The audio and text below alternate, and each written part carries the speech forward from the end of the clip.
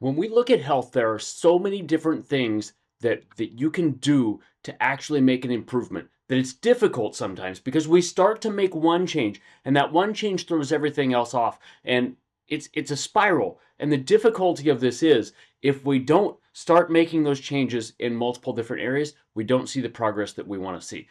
I'm Dr. Jeff Cumro, and over the past 15 years, I've been blessed to work with over 5,000 patients. Before that, I was personal training, so I've seen a lot of health transformations.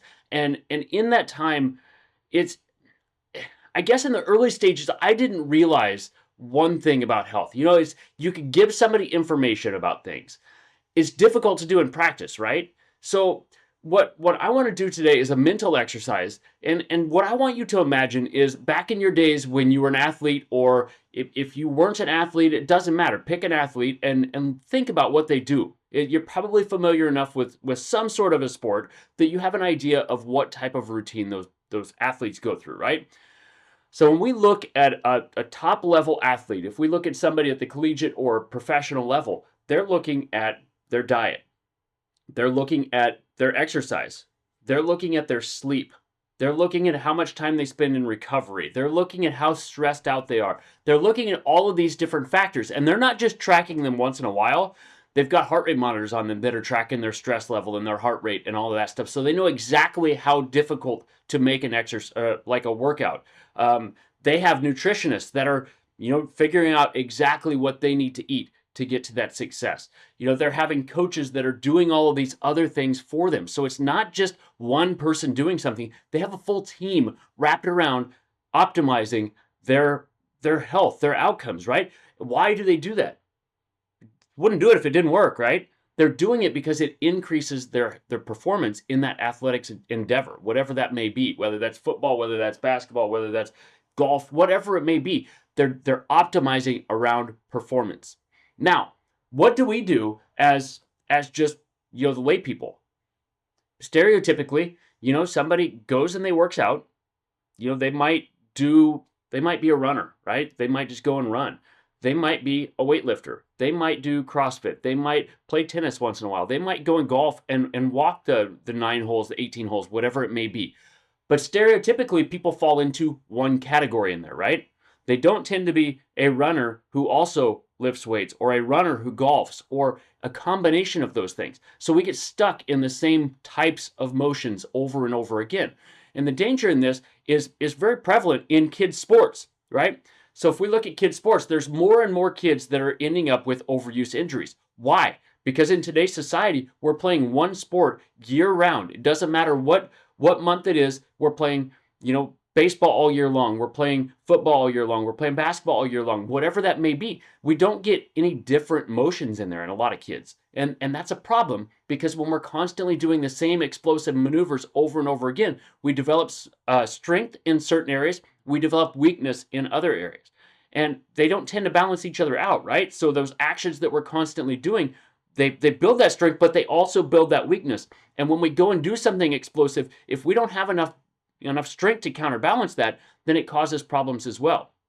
So one of the mistakes that you may be making on this, not doing enough of different types of exercise. So if you are somebody who runs, try lift weights. If you're somebody who lifts weights, try and go out and play tennis, something like that, something that's going to give you some dynamic movements. If you're a tennis player, try and golf once in a while. Try all of these different movements are going to be something that's awesome for you. Not only is it going to make you better at the one sport, but it's also going to give you some of those different movements that are going to help keep you safe, make you stronger, and make you more productive overall. Second thing, diet. What are you doing as far as dietary changes? Many of us tend to get into our same patterns in this as well, right? So we eat this and this and this. We have 5 or 6 meals that we rotate on a regular basis, maybe up to 10 meals that we rotate on a regular basis. And those 10 meals give us similar nutrition, right?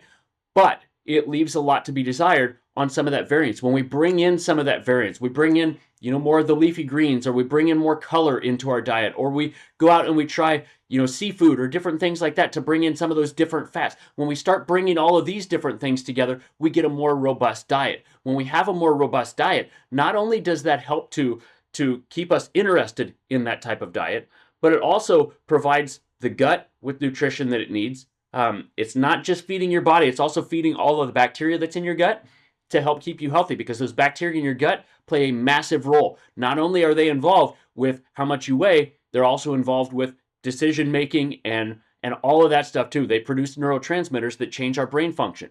So when we start pulling from different areas, that helps to bring in some of that different stuff that's going to feed that, the fibers and the healthy fats and some of the other things that aren't processed. When we're constantly eating those processed meals, it's something that's a little bit more dangerous, not just from a perspective of we're getting chemicals that we wouldn't normally get, but it's also feeding that gut bacteria, the things that oftentimes causes proliferation of those bad bacteria, those things that we don't want long term. So, first step, change the workouts. Start altering the things that you're doing, and that will give you some more robust, strength and dynamic movements and things that are going to help to knock down pain and whatnot.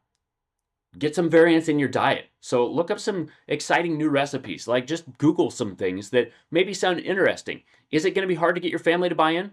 Maybe, but you won't know until you actually try it, right? Even better if you sit down with your family and you agree, hey, this is something that we would try, this is something that we would try, and you have some of that variance there, that's going to help you out.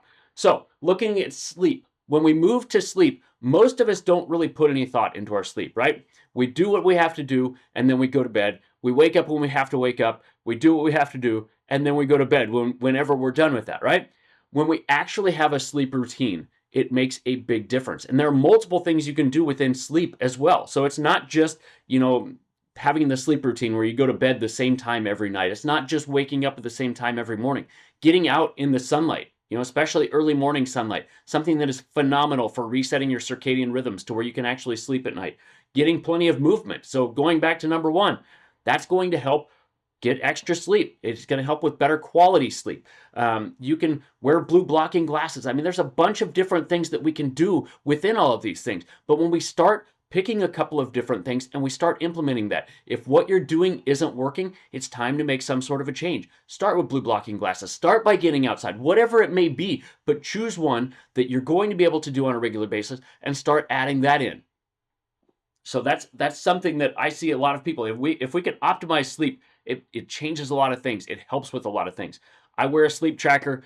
I don't like having the light on at night. It's something that it does use red or green light that actually measures the pulse ox and all that stuff that takes your stress level. It's not something I really like. The better sleep you're going to get is probably going to be in a completely dark room. However, sleep tracking I've had a lot of trouble with sleep. It's something I went through insomnia for a couple of years. It took me a long, long time to get out of that. So it is something that is valuable to me at this point yet. I'm not completely healed to where I'm comfortable getting rid of that watch yet. So sleep tracking is something that will actually give you dynamic changes. Hey, you know what? I did this. My energy is better throughout the day. It tells me my energy level and it lasts longer, right? My quality of sleep last night wasn't as good. What did I do during the day? What changes can I make? So having that information gives you the feedback you need to take that next step. Finally, switching over into stress. And this is an area where a lot of people are imbalanced, right? We run all day long. There are so many things that provide us stress. We have extra financial responsibilities. We have kids in more activities than they've ever been in. We have traffic all the time. There's always something going on, extracurricular activities and whatnot, right? We've got all of this other stuff that requires our time and our attention. And when we can sit down and say, this does not fit my goals, and get rid of it, that's the only way you're going to get rid of any stress, right? If it does fit into your goals, what can you do? The first thing you have to do is, what can you do to build your resistance, right? What can you do to build your stress handling? And the answer lies in those first three: getting better exercise, getting better nutrition, and getting better sleep. And when we can do that, we have that extra energy that makes us more resilient. We can handle more of that stress. So think of this as exercise, right?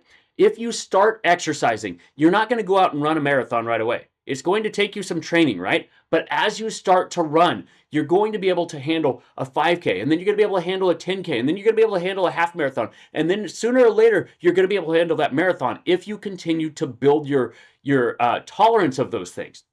but it doesn't come overnight. And stress handling is the same way. You're going to have the same amount of energy at the beginning. You're going to have extra tasks that are going to come up every once in a while, and it's going to drain your tank. We've got to have that recharge period, that rest, that recovery, that stress handling ability built up like a muscle to handle those things.